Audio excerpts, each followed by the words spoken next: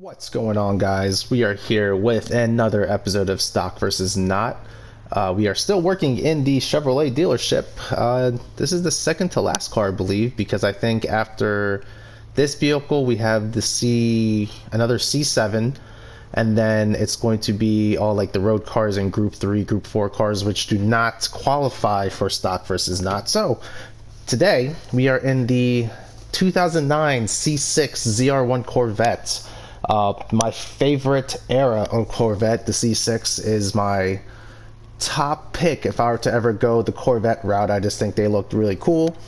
I know some people didn't really like the fact that they lost the pop-up headlights, but I thought they were a very good looking car and a little bit more modern when it came to its technology and interiors, especially compared to the C5, which was kind of stuck in the 90s with their setups.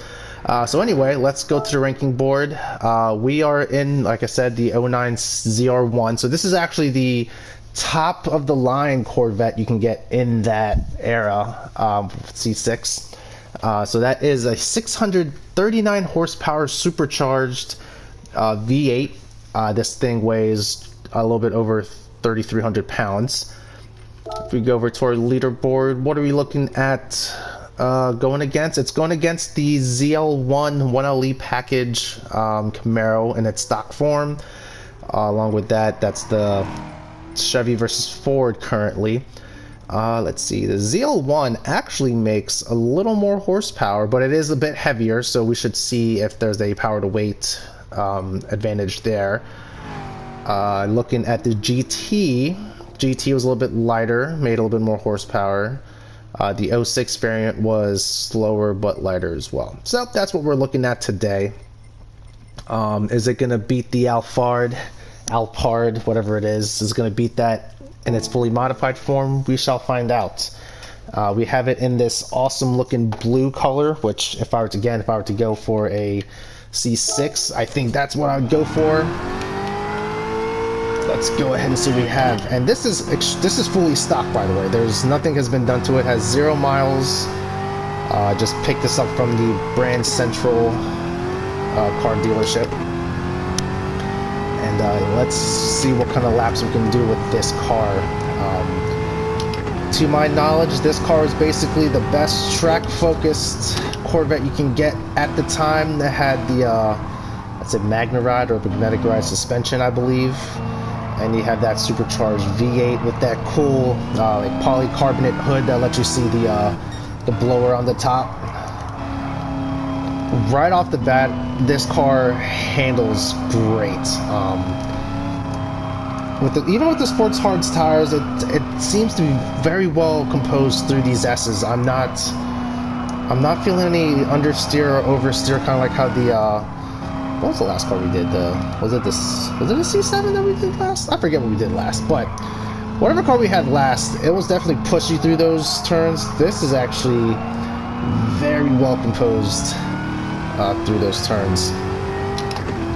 We have the lovely GM digital heads-up display to tell us how fast we're going, and if you know, you know. That steering wheel is from the Chevy parts bin. Some of you may know that it also was shared with things like the Chevy Cobalt, that 3-spoke design. They just swapped out the badge to have the Corvette logo. But I'm actually thoroughly enjoying this drive in this car. It is handling very nicely. Alright. What else can I say about this car? I don't know. I really would not mind to see a C6. I think they're cool.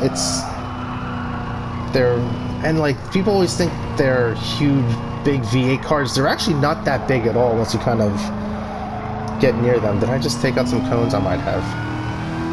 All right, let's get some time in. Let's get this last lap in. For those of you who are new to stock versus not, we do about 3 laps in the stock configuration, and then we switch to a fully modified one and see what the time difference is. Oh, there's that understeer I was just talking about. Also because I totally botched that first turn. Let's do a 4th lap, see if we can get something better out of this. and I'll actually like focus during that lap instead of me trying to explain. So anyway, stock versus not. 3 to 4 laps in the stock car, absolutely 0 modifications done to it, and then we hop into a fully modified one that the game will allow you to throw a suspension setup, differential setup, trans tuning if need be, and we will do that, and we'll also start in the sand. Alright. Very composed at full throttle too. Alright, let's see what lap 4 has for us. Our optimal is a 57.9, so it's definitely doable.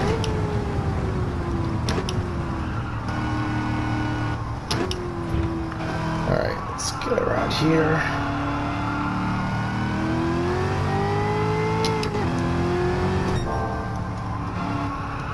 Let's go ahead and point it in the direction we need to go.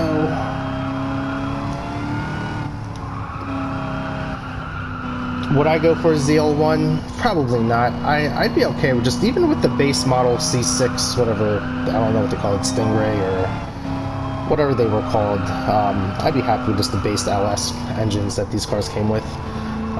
Even a Z06 I'd be okay with, but I feel like these things are light enough that a V8 is plenty to get it scooting around. Alright, 57.326 is what we got in the stock car. Let's see what that puts us at on the leaderboard.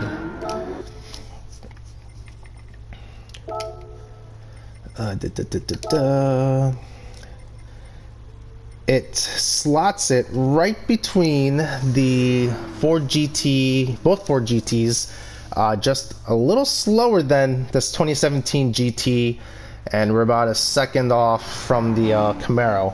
So very interesting for sure.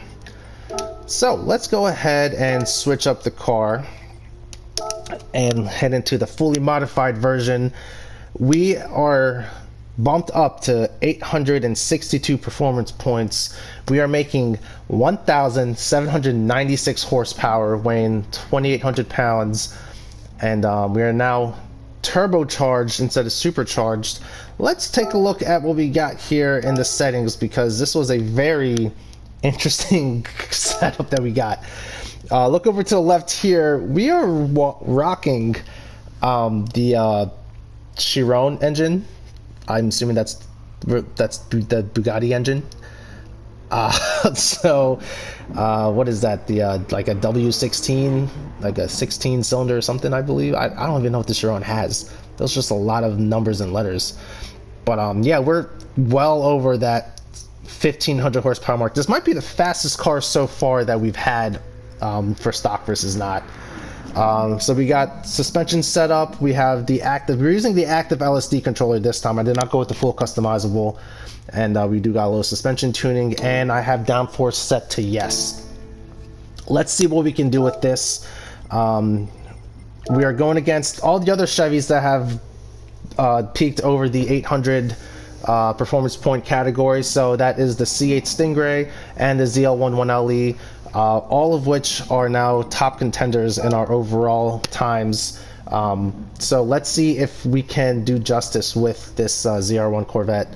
ZR1 Corvette. The ZL1 had just a little over 1,000 horsepower. So we'll see if having 796 horsepower of a bump is going to equate into a faster lap time. And yeah, we're even lighter than the ZL1. So let's go ahead and make myself look like an idiot. As always, we do use racing softs because anything else would just be madness. Alright, let's go ahead and see what this thing can do. Alright. We're going to be hitting 200 miles an hour on this front straight. I'm going to break 7 zip codes away from the brake markers, but that's okay. Let's go ahead and... Alright. If you're wondering why this car has 53,000 miles, it's not because I did that much testing to get this car where it's at. I actually got bought this specific car probably early on when I first downloaded this game, and I think I actually got it from the used dealership. So it had already some miles on it, so that's why we have 53,000 miles on it. And I've used it for like some single player missions and lobbies as well too, so that's why there's some mileage on this. Let's see if we can inch it a little more. Can we save it? No, just barely grabbed that slippery stuff on the outside of the curb.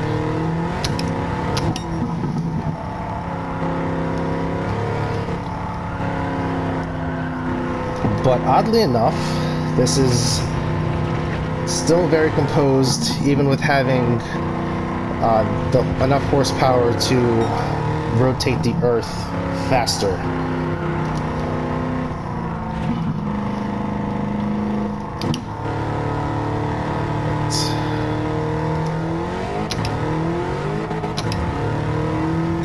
This is like full max concentration at this point, because if you know my stock versus not trends here, I am... keep braking. Okay, you just gotta keep braking earlier for this car. There's no way you can brake any later. It just doesn't have enough. There's not enough brakes for it, Captain. Sorry. Alright. But, what was I going to? This car is actually very nice. So, before I actually did the engine swap, this car was actually already semi-fully modified. I used to kind of play around on those online lobbies, that special stage, and just hooning around, hitting 200 plus miles an hour on those straights. And this car, even with the stock engine, you can fully top this thing out, and it makes well over 1,000 horsepower on the stock engine, and you can do some crazy top speed runs with it. So I was very surprised to see that they still even offered an engine that could be more power than what the stock engine already is capable of giving you. But this car actually handles very nicely, almost similar to like the when we were doing the Toyota, like the 86 FRS steel. Very composed, does not feel like it's lugging around any weight, or it's you point the wheel where you want it to go, and if you're set up correctly, it is right where it needs to be at. Okay. Well, we did 4 laps. I think we did pretty decent. 48.140. That should be a decent time on our leaderboard here. I don't know if it's the fastest, but we shall see. It is the fastest. There we go. We just beat out that ZR1 by about 0.2. So there you have it, folks. Chevy's killing it right now in the stock versus not leaderboards. They are very capable cars once they're fully modified. So yeah, we are #1 in the ZR1 Corvette on the 900 performance point board, and it is on the top overall time currently, and that F-Type is slowly making its way down the list. It was leader for quite some time, but not anymore. It is currently the Chevy show. So yeah, there we have it. That is today's episode, and I will catch you guys in the next one.